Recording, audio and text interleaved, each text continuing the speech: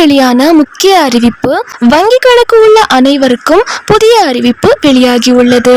பேங்க்ல அக்கவுண்ட் வச்சிருக்கக்கூடிய அனைத்து வாடிக்கையாளர்களுக்குமே சில முக்கியமான புதிய அறிவிப்புகள் மற்றும் புதிய மாற்றங்கள் அப்படின்றது வர இருக்கு. Indian bank, state bank, IOB, Canara bank, HDFC bank அப்படின்னு சொல்லிட்டு அனைத்து வங்கி வாடிக்கையாளர்களுக்குமே இந்த அறிவிப்புகள் அப்படின்றது கொடுத்துருக்காங்க. முக்கியமான அறிவிப்புகள் வெளியிட்டிருக்காங்க. ஸோ யாரும் இதை மிஸ் பண்ணிடாதீங்க.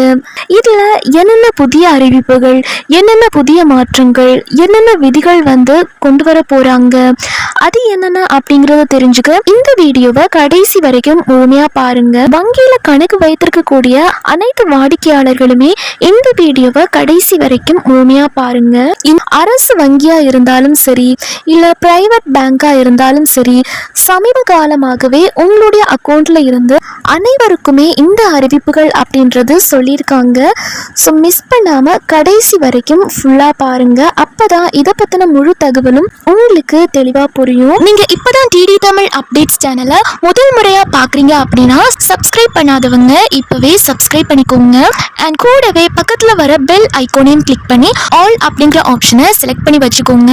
ஸோ அப்போதான் நம்ம அடுத்தடுத்து போடக்கூடிய அனைத்து புதிய தகவல்களும் உங்களுடைய மொபைலுக்கு உடனே நோட்டிஃபிகேஷனாக சேரும். அண்ட் வீடியோக்குள்ளே போகிறதுக்கு முன்னாடி இந்த வீடியோ உங்களுக்கு பிடிச்சிருக்கு அப்படின்னா லைக் பட்டனை கிளிக் பண்ணி லைக் பண்ணிக்கோங்க. அதாவது அனைத்து வங்கி வாடிக்கையாளர்களுக்கும் ஒரு குறிப்பிட்ட மினிமம் பேலன்ஸ் இருந்தால் மட்டும்தான் அவங்களுக்கு அபராத தொகை பிடித்தம் செய்யப்பட மாட்டாது அப்படின்னு ஏற்கனவே அறிவிக்கப்பட்டிருந்துச்சு.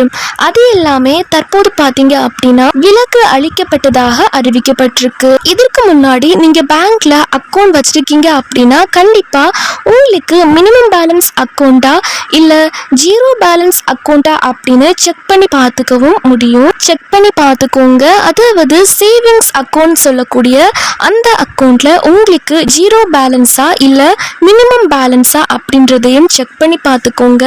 ஒரு சில வங்கிகள்ல 500 ரூபாய் கட்டாயம் இருக்க வேண்டும். அந்த 500 ரூபாய்க்கு கம்மியா இருந்துச்சு அப்படின்னா உங்களுக்கு மினிமம் பேலன்ஸா ஒரு சில அமௌண்ட் அபராத தொகையாக பிடித்தம் செய்யப்படும். அதே மாதிரி குறிப்பிட்ட வங்கிகள்ல தற்போது வரை அபராத தொகை நீக்கம் செய்யப்பட்டதாக அறிவிக்கப்பட்டிருக்கு. அது எந்தெந்த வங்கிகள், அது மட்டும் இல்லாம எந்தெந்த ஆண்டுகளுக்கு தற்போது ரத்து செய்யப்பட்டுள்ளது அப்படின்றதையும் பார்க்கலாம். முதல் கட்டமாக 9 வங்கிகளுக்கு முக்கிய நடைமுறைகள் மாற்றங்கள் செய்யப்பட்டுள்ளது. குறிப்பா பஞ்சாப் நேஷனல் பேங்க்ல ரத்து செய்யப்பட்டதாக அறிவிக்கப்பட்டிருக்கு. அதாவது மினிமம் பேலன்ஸ் இல்லாம கூட நீங்க அக்கௌண்ட் யூஸ் பண்ணிக்க முடியும். இந்த பஞ்சாப் நேஷனல் பேங்க்ல மினிமம் பேலன்ஸ் இல்லைன்னா கூட நீங்க அக்கௌண்ட்டை தொடர்ந்து யூஸ் பண்ணிக்க முடியும். அடுத்ததா கனரா பேங்க்ல யூஸ் பண்ணிக்க முடியும். இது எல்லாமே சேமிப்பு கணக்கு வைத்திருப்பவர்களுக்கு முக்கிய அறிவிப்பா கொடுக்கப்பட்டிருக்கு. அடுத்ததா பேங்க் ஆஃப் பரோடா நிலையான சேமிப்பு கணக்கு வைத்தல் அறிவிக்கப்பட்டிருக்கு. இந்தியன் வங்கி வாடிக்கையாளர்களுக்கு ரத்து செய்யப்பட்டதாக அறிவிக்கப்பட்டிருக்கு. அதுக்கப்புறமா பேங்க் ஆஃப் இந்தியா வைத்திருக்கக்கூடிய அனைத்து நபர்களுக்குமே மினிமம் பேலன்ஸ் ரத்து செய்யப்பட்டுள்ளது.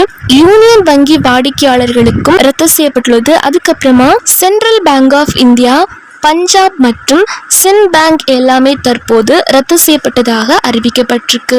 அது மட்டும் இல்லாம ஸ்டேட் பேங்க் உள்ளிட்ட குறிப்பிட்ட வங்கிகளுக்கு மட்டுமே மீண்டும் மினிமம் பேலன்ஸ் மாற்றம் செய்யப்பட்டதாக அறிவிக்கப்பட்டிருக்கு. அதாவது ஒரு வங்கிகள்ல நிலையான தொகை குறிப்பாக 200 ரூபாய் முதல் 500 ரூபாய் வரை அபராதமாக வசூலிக்க முடியாது.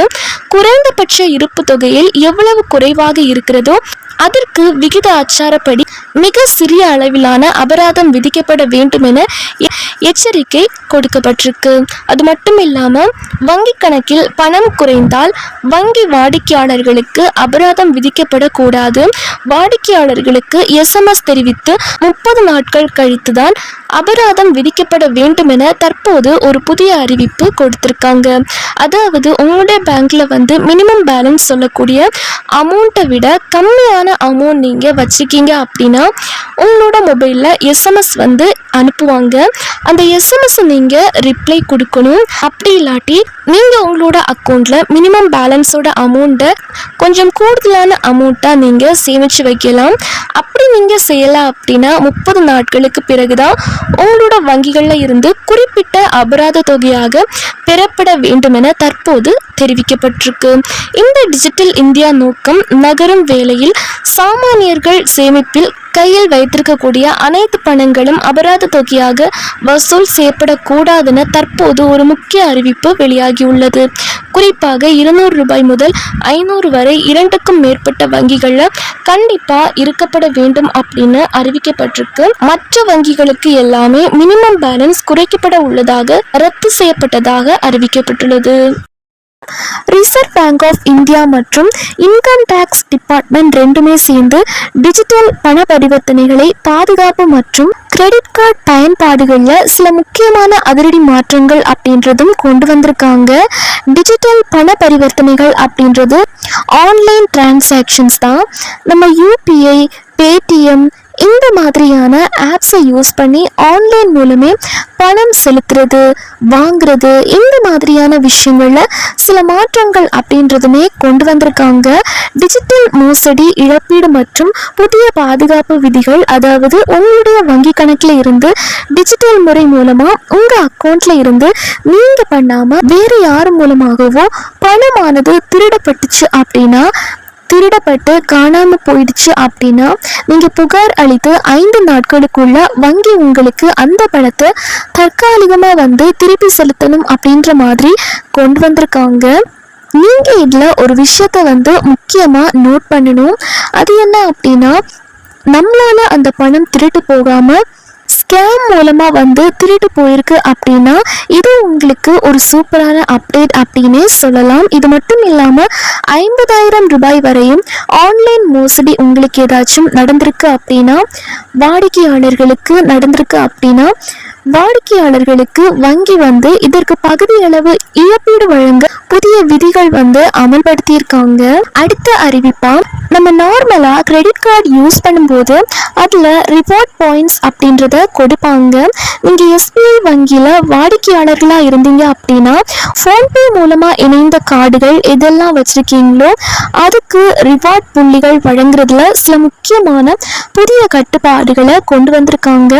இவை அனைத்தும் தான் இப்போ வரக்கூடிய ஜூலை 1 முதல் அமலுக்கு வர இருக்கக்கூடிய சில முக்கியமான மாற்றங்கள் அப்படின்னே சொல்லலாம். அடுத்த அறிவிப்பா, வங்கிகள் வாடிக்கையாளர்களுக்கு தங்களுக்கு லாபம் தரும் காப்பீடு, அதாவது இன்சூரன்ஸ் போன்ற திட்டங்களை வாடிக்கையாளர்களுக்கு கட்டாயப்படுத்தி விற்கக்கூடாது. இன்கேஸ் அதை விற்று நீங்க அதனால ஏதாச்சும் பாதிப்படைச்சிருக்கீங்க அப்படின்னா அந்த வாடிக்கையாளர்கள் புகார் அளிக்கிறாங்க அப்படின்னா அவங்களுக்கு இழப்பீடு கம்பல்சரி வழங்கணும் அப்படின்னு ஆர்பிஐ இப்போ ஒரு புதிய உத்தரவை வெளியிட்டிருக்காங்க. ஸோ நீங்க வங்கிகள் மூலமா அவங்க தவறான தகவல் கொடுத்து நீங்க இன்சூரன்ஸ் வாங்கி பாதிக்கப்பட்டிருக்கீங்க அப்படின்னா மறுபடியும் நீங்க கோரலாம். அடுத்த அறிவிப்பா என்ன சொல்லியிருக்காங்க அப்படின்னா, உங்க பேங்க் அக்கௌண்டோட ஆதார் அட்டை இணைக்கணும் அப்படின்னு சொல்றாங்க. 2023க்கு அப்புறம் நீங்க பேங்க் அக்கௌண்ட் ஓபன் பண்ணியிருந்தாலும் சரி, இனிமேல் பேங்க் அக்கௌண்ட் ஓபன் பண்ண போறதா இருந்தாலும் சரி, நீங்க ஆதார் அட்டை நம்பர் கொடுக்கணும், இணைக்கணும் அப்படின்ற அவசியம் இல்லை. ஏன்னா நீங்க பேங்க் அக்கௌண்ட் ஓபன் பண்ணும்போதே அந்த ஃபார்ம்ல பாத்தீங்க அப்படின்னா உங்களுடைய ஆதார் அட்டை நம்பர் அப்படின்றது கட்டாயமா கேட்டிருப்பாங்க. ஸோ அதனால இனிமேல் நீங்க தனியா இணைக்கணும் அப்படின்ற அவசியம் கிடையாது. சப்போஸ் நீங்க 2023க்கு முன்னாடி பேங்க் அக்கௌண்ட் ஓபன் பண்ணியிருக்கீங்க அப்படின்னா கட்டாயமா செக் பண்ணி பார்த்துக்கோங்க. உங்களுடைய பேங்க் அக்கௌண்ட்டும் ஆதார் அட்டை நம்பரும் லிங்க் பண்ணியிருக்கா அப்படின்னு, லிங்க் ஆகியிருக்கா அப்படின்னு சொல்லிட்டு செக் பண்ணி பார்க்கணும். பெரும்பாலும் நிறைய பேர் ஜிபே, ஃபோன்பே அப்படின்னு சொல்லிட்டு யூஸ் பண்ணுறாங்க.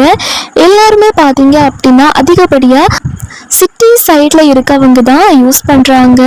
அதிகப்படியான டிரான்சாக்ஷன் எல்லாமே ஆன்லைன் மூலமா பண்ணிடுவாங்க.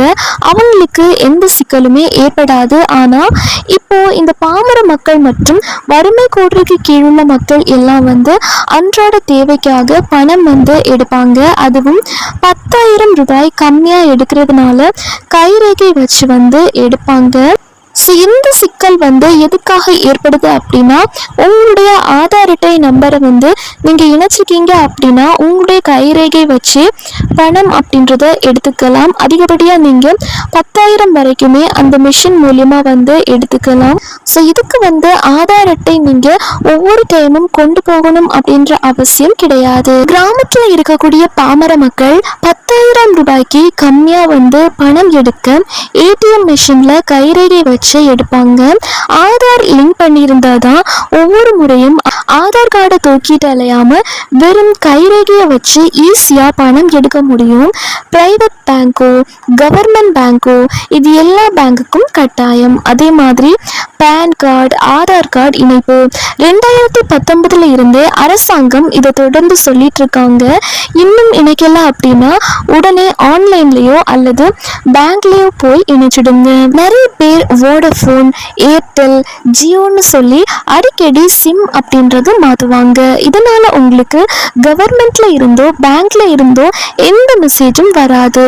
ஆனா பேங்க் மாசம் மாசம் 45 ரூபாய் எஸ்எம்எஸ் சார்ஜ் அப்படின்னு சொல்லி கரெக்டா பிடிச்சிடுவாங்க.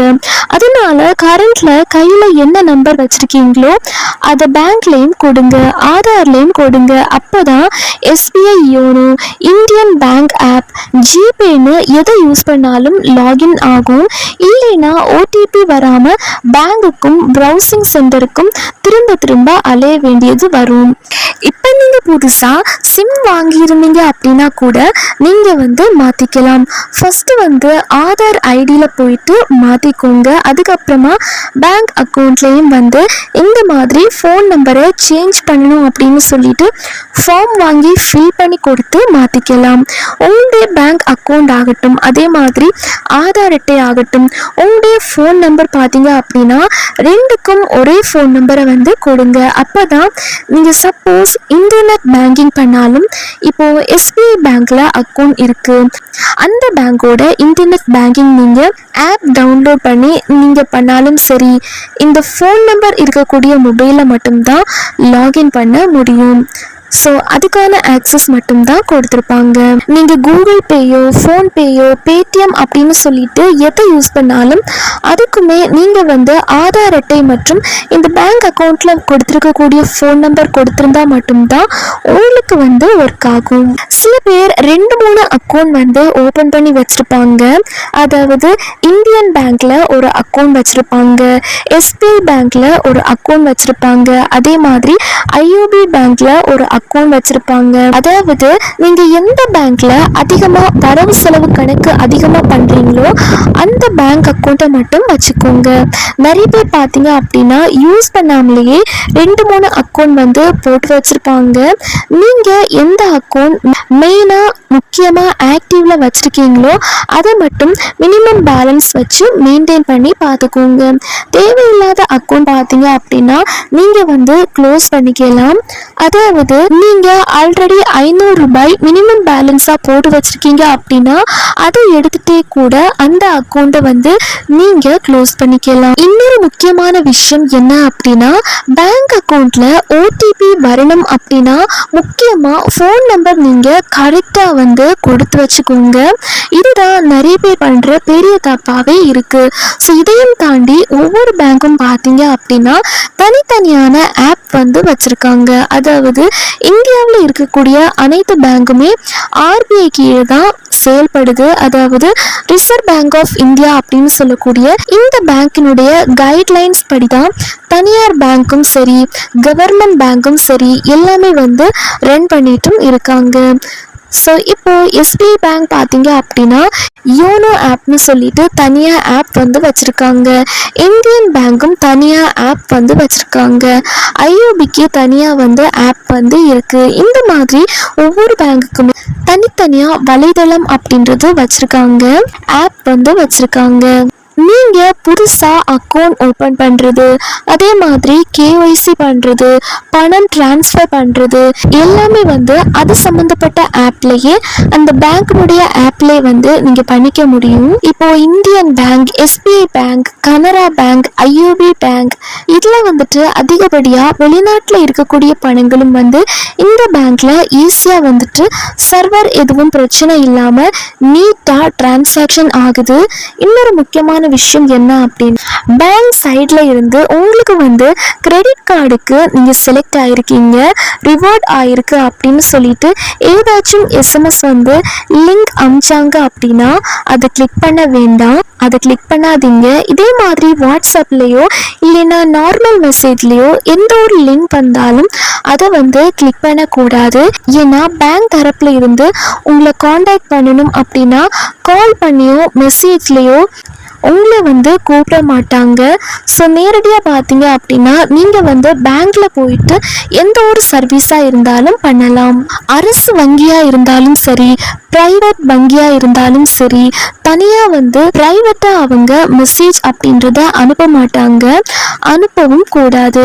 ஸோ அப்படி ஒருவேளை கால் பண்ணாலும் கூட நீங்கள் நேரடியாக நான் பேங்க்ல போய் அதை வந்து தீர்த்துக்கிறேன் அப்படின்ற மாதிரி சொல்லி முடிச்சிருங்க. இப்போ ஏடிஎம் கார்டு நம்பராக இருக்கட்டும் இல்லைன்னா கிரெடிட் கார்டு நம்பர் ஆகட்டும், இப்போ உடனடியே டிரான்சாக்ஷன் பண்ணணும், ஓடிபிக்காக நீங்கள் வந்து சொல்லியே ஆகணும் அப்படின்னு சொல்லிட்டு உங்ககிட்ட ஃபோன் மூலியமா கேட்டாங்க அப்படின்னா தயவு செய்து சொல்லிடாதீங்க. நீங்கள் ஏடிஎம் கார்டு பின் நம்பர் மாற்றுறதாகட்டும் எதுவாக இருந்தாலும் நீங்கள் நேரில் பேங்க்ல போயிட்டு மாற்றிக்கலாம்.